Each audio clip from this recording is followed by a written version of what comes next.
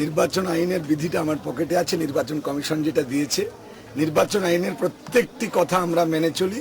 আসলে এখন যদি কোথাও আমার বিরুদ্ধে অভিযোগ হয়ে থাকে, সেটা মনে করবেন ভয় পেয়ে করছে, ওরা ভয় পেয়েছে।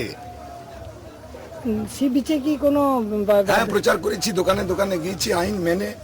কোনো সেখানে মাইক ছিল না, কোনো কিছু ছিল না। যে কারণগুলোতে আইন ভাঙা হয়, আমি কারো বাড়িতে যেতে পারি, দোকানে যেতে পারি, এর জন্য আমার পারমিশনের দরকার নেই।